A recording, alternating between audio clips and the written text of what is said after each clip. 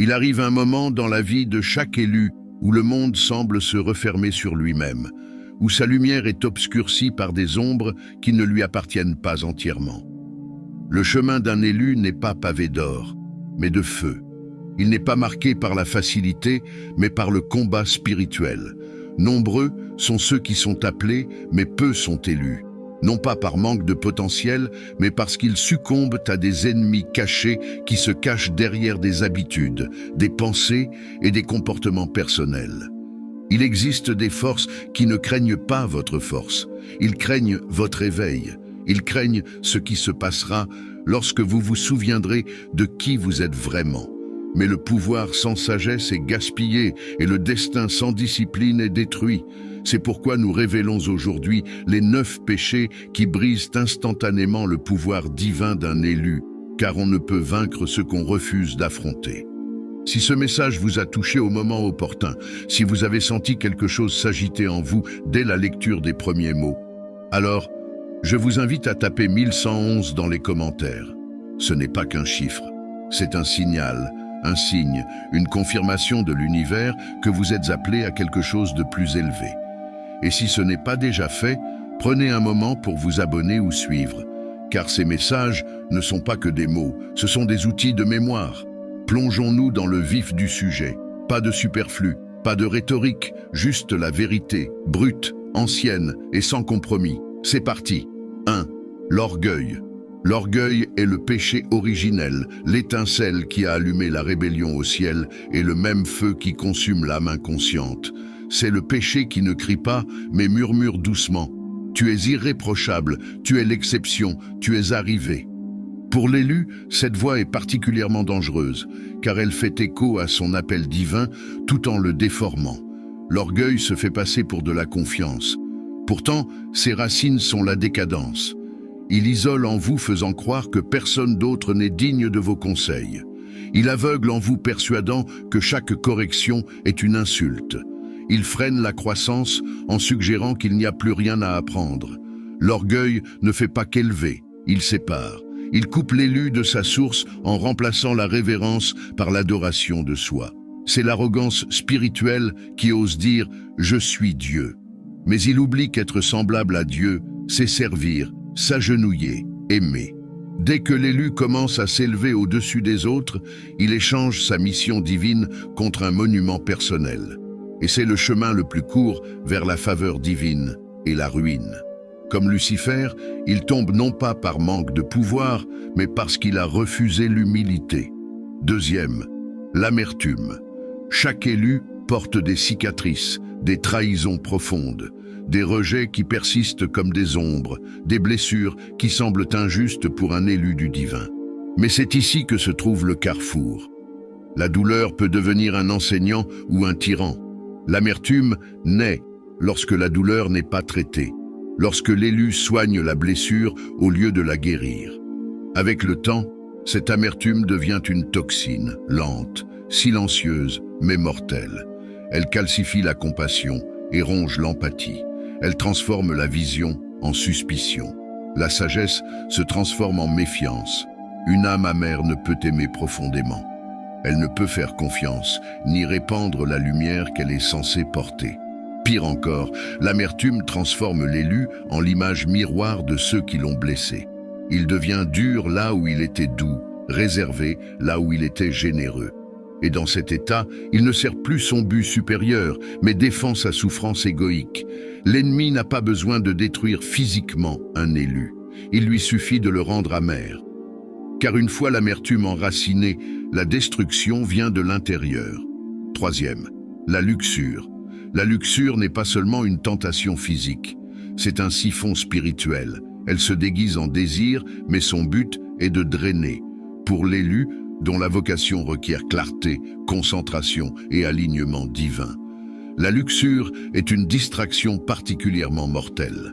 Elle s'infiltre subtilement par des regards indiscrets, des fantasmes oisifs et des moments d'inattention. Et chaque luxure devient une fuite dans le réservoir de l'âme. Le pouvoir diminue, la vision se brouille, le discernement spirituel s'émousse. Ce qui était autrefois un feu ardent pour un but devient une cendre fumante de luxure. La luxure lie votre énergie à des personnes, des lieux et des échéances qui n'étaient pas destinées à votre voyage. Ces liens d'âme entravent votre mission et diluent votre onction. La solution n'est pas la répression, mais la redirection, la transmutation. Cette énergie sexuelle est un carburant sacré. Elle peut être utilisée pour créer des mondes ou détruire des destins. Si vous ne maîtrisez pas votre chair, votre couronne glissera. Car régner exige discipline et la luxure incontrôlée vous fera troquer votre trône contre un moment de plaisir et une vie d'esclavage spirituel. Quatrième, l'envie. L'envie se manifeste rarement. Elle se cache derrière l'admiration, derrière des comparaisons silencieuses, derrière la question « Pourquoi pas moi ?» Mais pour un élu, l'envie est mortelle, car elle attaque à la racine, l'identité. Elle murmure des mensonges selon lesquels ce que possède l'autre est plus important que ce que vous êtes. Et ce faisant, elle vous fait oublier votre dessein divin. L'envie détourne votre attention de l'objectif vers la performance, de l'appel vers la compétition. Elle vous pousse à jouer des rôles qui ne vous ont jamais été attribués et à courir après des applaudissements qui n'étaient pas censés vous valoriser. Résultat, vous perdez de vue votre voix, vous diluez votre pouvoir. Et chaque fois que vous essayez d'imiter le succès d'autrui, vous trahissez votre propre âme. L'envie est l'ennemi de l'authenticité. Elle vous fait porter la couronne d'autrui tout en renonçant à la vôtre. Souvenez-vous-en. Personne ne peut vous surpasser dans votre façon d'être. Votre onction est intransférable. La comparaison est une distraction, un détournement de votre mission divine. Et chaque seconde passée à envier quelqu'un d'autre retarde le moment où vous entrerez pleinement dans votre destinée. 5. La procrastination. Vous connaissez l'appel, vous avez entendu le murmure, vous avez ressenti le coup de pouce divin à 3 heures du matin, alors que le monde était calme et que votre âme était en émoi. Mais vous attendez, vous hésitez, vous planifiez et vous préparez, mais vous ne bougez pas. Pour l'élu, la procrastination n'est pas seulement une mauvaise habitude, c'est une désobéissance spirituelle. Vous n'avez pas été appelé à rêver, vous avez été appelé à agir, le timing est sacré. Il y a des fenêtres dans l'esprit qui, si elles sont manquées, ne reviennent pas. La procrastination dit « j'obéirai ». Plus tard, mais l'obéissance tardive est toujours une rébellion. À chaque instant d'attente, la peur gagne du terrain. Chaque retard renforce la voix qui vous dit que vous n'êtes pas prêt. Mais voici la vérité. La disponibilité n'est pas une exigence, l'obéissance l'est. Le divin ne vous demande pas d'être parfait avant d'agir, seulement de vouloir. Plus vous attendez, plus la grâce d'agir s'élève. Et vous pourriez trouver le chemin plus difficile. La porte fermée, la faveur disparue. Ne laissez pas la peur de l'échec vous empêcher d'accomplir votre mission. Le destin n'attend pas.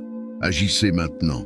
Agissez avec peur. Agissez sans préparation, mais agissez. 6e, plaire aux autres. Vous n'avez pas été choisi pour être aimé. Vous avez été choisi pour être léger. Et parfois, la lumière expose plus qu'elle ne réconforte. L'élu porte souvent en lui une vérité qui interpelle, offense et perturbe. Mais dans un monde accro à la validation, la tentation est forte de se rétrécir, de s'adoucir, se corriger soi-même pour obtenir des applaudissements. Chercher à plaire est une idolâtrie de l'opinion. C'est une forme d'auto-sabotage spirituel où le besoin d'être accepté l'emporte sur le besoin d'authenticité. Chaque « oui » qui trahit votre vérité est un « non » silencieux à votre mission divine. Vivre pour l'approbation, c'est abandonner l'alignement. L'élu doit apprendre l'art sacré de décevoir les autres pour rester fidèle à Dieu, à la vérité et à son dessein. Vous serez incompris, vous serez étiqueté, vous serez peut-être haï. Mais sachez ceci, chaque vrai prophète a été rejeté en son temps. Leur valeur n'a souvent été reconnue qu'après le silence. Votre tâche n'est pas d'être compris, il s'agit d'obéir. Plaire aux gens est facile, mais rester fidèle à votre vérité, c'est divin. 7. Le doute. Un élu sans foi est un soldat sans épée. Le doute ne crie pas toujours, il murmure « peut-être n'êtes-vous pas à la hauteur ». Peut-être que le rêve est trop grand, peut-être qu'il n'est pas réel, mais le doute n'est pas de l'humilité. C'est un sabotage spirituel. La foi n'est pas une question de certitude. Elle est une question d'action face à l'incertitude. Si vous ne pouvez pas faire confiance à l'invisible, vous serez à jamais lié par le visible. Le doute paralyse le but. Il vous pousse à vous interroger sur ce que vous devriez construire. Et plus vous doutez, plus vous vous égarez. Isolement. La solitude est puissante, mais l'isolement est toxique. L'élu se sent souvent différent, et cette différence peut devenir une caverne, une cachette. Mais personne n'accomplit sa mission seul. L'isolement supprime la responsabilité, le retour d'informations, les miroirs. Il engendre l'illusion. On finit par croire que ses pensées sont la seule vérité. Et bientôt la force même que vous cherchiez en silence devient la faiblesse qui vous dévore. Les élus doivent apprendre l'équilibre, se retirer pour la révélation, revenir pour l'alignement. 9. Oubliez la source. Le péché le plus dangereux de tous est d'oublier qui vous a envoyé. Oubliez que votre pouvoir ne vient pas de votre intellect, de votre charisme ou de vos talents, mais de quelque chose de plus élevé. Un élu n'est pas seulement un autodidacte, il est ordonné par Dieu. Quand vous commencez à penser que tout vient de vous, quand vous cessez de prier, de méditer, de chercher, vos racines se dessèchent. Vous devenez une branche coupée de la vigne, flamboyante, mais morte. N'oubliez jamais que votre pouvoir circule à travers vous, et non de vous. Restez connectés, sinon vous vous effondrerez. Si l'un de ces péchés vous a touché, tant mieux. Ce n'est pas de la culpabilité, c'est l'éveil. C'est votre moi supérieur qui vous rappelle à l'alignement. Les élus ne sont pas parfaits, mais ils sont responsables. Ils sont conscients. Ils sont prêts à être corrigés par la vérité. C'est ce qui les rend dangereux pour les ténèbres. C'est ce qui fait d'eux des élus. Si ce message vous est parvenu exactement au bon moment, si vous avez l'impression qu'il vous a été transmis par l'univers, tapez 1111 dans les commentaires. Déclarez votre retour, revendiquez votre restauration et assurez-vous de vous abonner ou de nous suivre. Car ce n'est pas la fin, ce n'est que le début. Il y a du travail à faire, un destin à accomplir, du pouvoir à reconquérir. Maintenant, vas-y. Tu n'étais pas fait pour te fondre dans la masse. Tu étais fait pour briser les chaînes. Merci de ton attention.